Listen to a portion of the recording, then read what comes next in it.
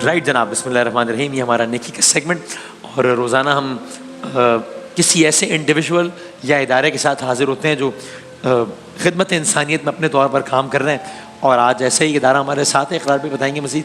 जी बिल्कुल, जैसे वसीम आप हमेशा कहते हैं कि ऐसी कुछ चीज़ें हैं जो बहुत सारे इदारे कर रहे हैं, लेकिन कुछ ऐसे शोबे हैं कि जिनमें चंद इदारे काम कर रहे हैं, बहुत शानदार काम कर रहे हैं। उस तरह का एक इदारा डेफ रीच आज हमारे साथ मौजूद है, और आपको ये जानकर हैरत होगी कि पाकिस्तान में तकरीबन 10 लाख के करीब ऐसे बच्चे हैं जो सुन नहीं सकते, और जब सुन नहीं सकते तो फिर लामहला बोल भी नहीं सकते, और उनमें से सिर्फ 5% बच्चे हैं जो स्कूल जा पाते हैं।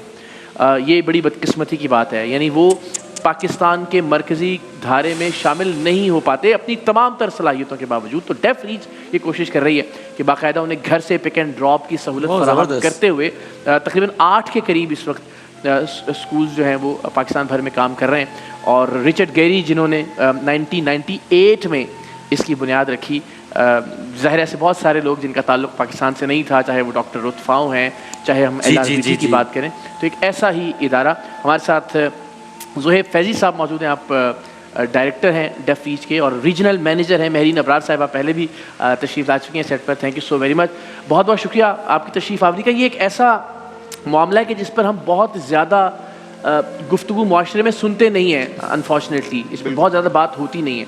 पहले तो बताइएगा कि ये जो बच्चे ज़ाहिर सुनने की सलाहियत से महरूम हैं, वो किस तरह से सफ़र कर रहे हैं पाकिस्तान में, और क्या पोटेंशल है कि अगर उनको तालीम की तरफ लाया जाए, जिस तरह कॉलेजेस भी हैं, स्कूल्स भी हैं, ट्रेनिंग सेंटर्स भी हैं डेफ रीच के ज़रिए इंतज़ाम, तो वो क्या रोल प्ले कर सकते हैं सोसाइटी में?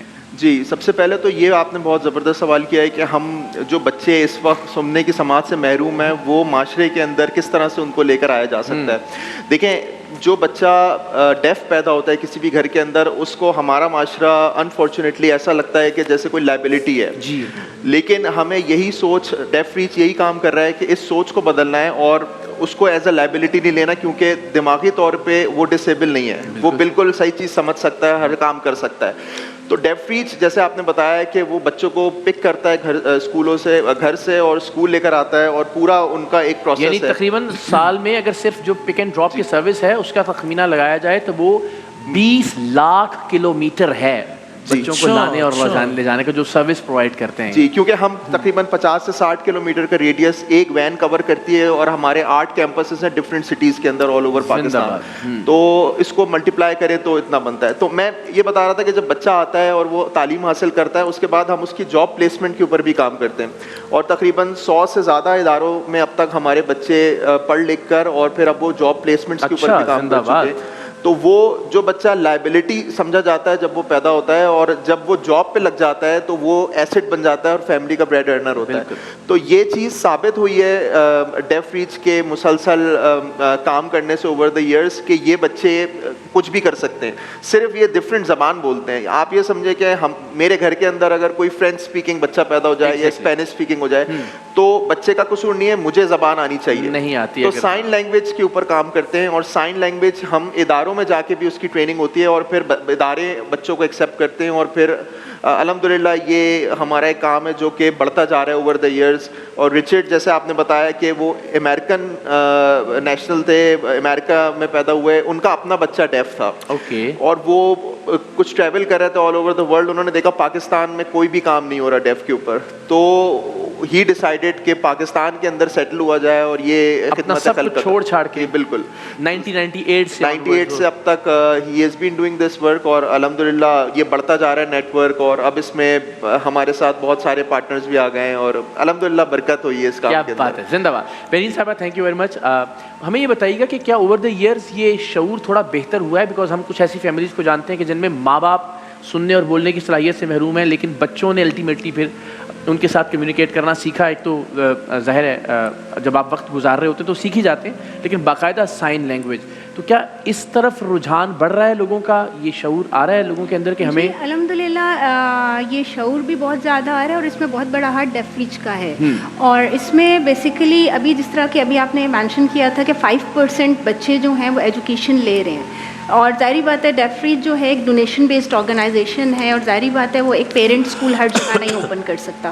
سو کرنٹلی ڈیف ریچ جو ہے وہ 50 سیٹلائٹ اسکولس جو ہے ہمارا ٹارگیٹ ہے کہ 2024 میں ہم ایٹ لیسٹ ایجوکیشن کو جتنا زیادہ ایکسپینڈ کر سکیں. تو ہر جگہ پہ اسکول اوپن کرنا ڈیفیکلٹ ہے, تو ہم سیٹلائٹ اسکولس کولیبریشن کے ساتھ کھول رہے ہیں, وہاں پہ ٹریننگس بھی دیں گے, فیسلٹیز بھی پرووائڈ کریں گے. سیٹلائٹ اسکول سے مراد کہ وہ کہیں کسی ایک سینٹرل آپ کا جو ڈیسک ہے وہاں سے ٹریننگ دی جا رہی ہوگی مختلف اسکول؟ بالکل, ہمارے جہاں 8 کیمپسز ہیں سندھ کے 5 ڈفرینٹ سٹیز میں ہیں, 2 ان پنجاب. تو ہمارے وہ پیرنٹ اسکولز ہیں, اور ان کے ارد گرد جتنے اسکولز ہیں جہاں پہ ڈیف اسکولز آلریڈی گورنمنٹ اسکولز ہیں یا کوئی پرائیویٹ اسکولز رن کر رہے ہیں, ان کو ایگزیکٹلی نہیں پتا کہ ہاؤ ٹو ایجوکیٹ دا ڈیف کڈ. تو ہم وہاں پر ہمارے جو ٹرین ٹیچرز ہیں وہ ان کو ٹریننگ دیں گے اور ان کو کریکولم پرووائڈ کریں گے. بالکل, ہم ڈیجیٹل لرننگ پروگرام پہ بھی کام کر رہے ہیں, تو ہم ایک کریکولم اوور آل ڈیولپ کر رہے ہیں. اس کریکولم کی بیس پر free of cost website سے آپ کریکولم وہ یوز کر سکتے ہیں, اور پھر ہمارے ٹیچرس ان کو ٹرین کریں گے. تو ہم ایجوکیشن سسٹم کو ایکسپینڈ کر رہے ہیں, اور یہی اویئرنیس پیرنٹس ٹریننگ پروگرام کے تھرو. تو اب ماشاء اللہ ہمارے اتنے بچے ہیں کہ جو سائن لینگویج میں تو خود پیرنٹس کو بھی انہوں نے مطلب خود بھی پیرنٹس بھی امپروو کیا انہوں نے سائن لینگویج, بٹ فردر یہ کہ وہ اپنے پیرنٹس کو سپورٹ کریں. جن بچوں کو پیرنٹس یہ سوچ رہے تھے کہ ہمارے اوپر لائبلٹی ہیں, آج ان کے ہیئرنگ بچے ان کو چھوڑ چکے ہیں. یعنی ایک ایسا بچہ کہ جس کی زندگی بس بالکل سمجھیے کہ وہ لا حاصل لگتی ہے, کہ وہ اب سن بول نہیں سکتا ہے, اس کا مطلب وہ بالکل نہ صرف یہ کہ ایک ناکارہ فرد ہے معاشرے کا, بلکہ بوجھ ہے سب کے اوپر.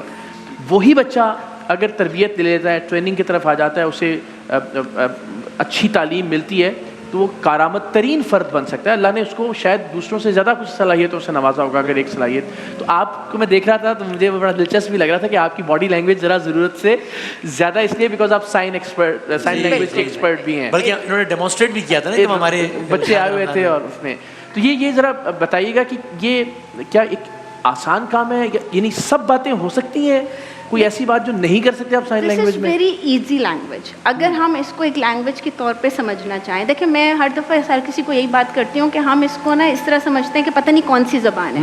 اب میں ایک جرنلی آپ سے پوچھوں آپ چائے کیسے پیتے ہیں, ٹھیک ہے, تو آپ کیسے پیتے ہیں چائے؟ تو ہم کہتے ہیں میں تو پیتا نہیں, یہ پیتے ہیں اور یہ پیتے ہی رہتے ہیں. یہ چائے کا اشارہ ہے. کولڈ ڈرنک کیسے اوپن ہوتی ہے, تو کولڈ ڈرنک کا اشارہ ہے. پانی کیسے پیا جاتا ہے, تو ہمارے ڈیلی کے ایکشنز جو ہیں basically this is the creation of science. تو ہمارے لیے کوئی ڈیفیکلٹ نہیں ہے, سے لے کے کھانے سے لے کے ایوری تھنگ, ہر چیز کا ایک اشارہ ہے. اگر آپ ایک ہیئرنگ ہیں اور آپ اگر آپس میں بات کرنا چاہیں تو آپ جب جو اشارے کرتے ہیں وہی ہماری سائن لینگویج کریشن ہے. بٹ صرف اس میں یہ ہے کہ تھوڑی سی آپ کی موومنٹس ٹھیک ہوں اور آپ کو کمیونیکیٹ کرنا. یہ ہمیں تو سیکھنے کی ضرورت ہے وسیم بھائی, بہت بڑا فائدہ ہوگا اس سے ہمارا. اور یہ صرف ڈیف کے لیے نہیں ہے, میں آپ کو بتاؤں یہ ہیئرنگ کے لیے بہت اچھا ہے. اس سینس میں کہ آپ کسی ایونٹ پہ ہیں, آپ نے آپس میں کوئی بات کرنی ہے تو آپ کسی کو بھیجتے ہیں, تو ہم تو بہت دور کھڑے ہو کے آپس میں ایونٹ کے تھرو بھی ہیئرنگ آپس میں کمیونیکیٹ کر رہے ہوتے ہیں. آپ ایون سیٹ پر ہوتے ہیں. آپ کیا سجیسٹ کرتی ہیں کہ سوسائٹی ایز اے ہول کچھ ایسا سیکھ لے کہ اس کے لیے بھی ذرا کمیونیکیٹ کرنا نسبتاً آسان ہو, دفاتر میں, اسکولز میں, کالجز میں, جہاں بچے بول اور سن نہیں سکتے؟ بیسیکلی ہم اسی بات کو پریفر کر رہے ہیں کہ جتنی آرگنائزیشنز ہیں, اسکولز ہیں, وہ لوگ اس کو اپنا ایک سبجیکٹ بنا لیں یا اپنے ٹریننگ کا ایک حصہ بنا لیں. کیونکہ ظاہری بات ہے اب جاب پلیسمنٹس ہو رہی ہیں, اپنی آرگنائزیشن میں وہ ڈیف لوگ رکھ رہے ہیں, لیکن ڈیف کیپیبل ہے, لیکن کیونکہ آپ کام نہیں کر پا رہے, آپ بات نہیں کر پا رہے, تو آپ کہتے ہیں یہ اسکلفل نہیں ہے. بیسیکلی وہ اسکلفل ہے. تو ڈیف ریچ یہ ٹریننگس ہر جگہ پہ دے رہا ہے, اسکولس میں بچوں کو ٹریننگس دے رہا ہے جہاں پہ وہ لوگ آفر کرتے ہیں یہ. تو اس طرح بہت بڑے لیول پہ ہم لوگ کام کر رہے ہیں. بس مختصراً ذرا بتائیے گا فیصل صاحب کہ کیا سکسیس سٹوریز ہیں, کس طرح کے کام زیادہ اچھے سے کر پاتے ہیں ایسے بچے, اینڈ اگین جو لوگ اس قافلے میں شامل ہونا چاہتے ہیں کسی بھی طرح سے مدد کرتے ہوئے, ان کے لیے کوئی میسج اگر آپ دیکھیں. ہمارے پاس کئی سکسیس سٹوریز ہیں اس وقت, جیسے میں نے بتایا تقریباً 100 سے اوپر اداروں میں بچے کام کر رہے ہیں, اور تقریباً 2500 سے زیادہ بچوں کو ہم امپلائی کرا چکے ہیں جو ہمارے پاس سے گریجویٹ ہوئے. ہمارے پاس کچھ بچے ایسے تھے جو کہ بہت ہی برائٹ اسٹوڈنٹس تھے, اور وہ ہمارے پاس سے ڈیف ریچ سے گریجویٹ ہوئے, اور ان کی اسکالرشپ 5 ایئر ریزیڈینشیل اسکالرشپ کے اوپر وہ امریکہ کے اندر امریکن اسکول فار دا ڈیف کے اندر اب ایجوکیشن حاصل کر رہے ہیں. اسی طرح سے ہمارے پاس کئی ایسے بچے ہیں جو کہ جن کے پیرنٹس ان کو چھوٹی عمر میں لے کر آئے تھے اور وہ بالکل ڈس اپوائنٹڈ تھے ان کے پیرنٹس سے ہم ان کے ساتھ اب کس طرح زندگی گزاریں گے, لیکن آج وہ بچے اپنے پیروں پہ بھی کھڑے ہوئے ہیں اور اپنی فیملی کو بھی سپورٹ کر رہے ہیں. تو جیسا آپ نے دوسرا سوال کیا کہ کس طرح سے لوگ آگے بڑھ کے اس کو سپورٹ کر سکتے ہیں, دیکھیں 2-3 طریقے ہیں. ایک تو آن این انڈیویجول بیسس, کیونکہ ہمارا جو نیٹ ورک آف اسکولز ہے یہ ٹوٹلی فری رن ہو رہا ہے اور یہ ٹوٹلی ڈونیشنز اور زکوٰۃ کے اوپر ہم لوگ اس کو رن کرتے ہیں. تو اسکرین کے اوپر آپ کی ساری ڈیٹیلز آ رہی ہیں اور جو سپورٹ کرنا چاہے ہمیں کال کرے, اور مانیٹری ٹرمز کے اندر بھی ایون والنٹیئر بھی سپورٹ کر سکتا ہے. دوسرا جو ادارے ہیں ہم ان کے ساتھ بہت زیادہ ان ٹچ ہوتے ہیں اور ہم اداروں سے یہ اپیل کرتے ہیں کہ لوگ جو ڈیف بچے گریجویٹ ہوتے ہیں ہمارے پاس سے ان کو چانسز ضرور دیں جاب اپنی مہارت منوانے کا.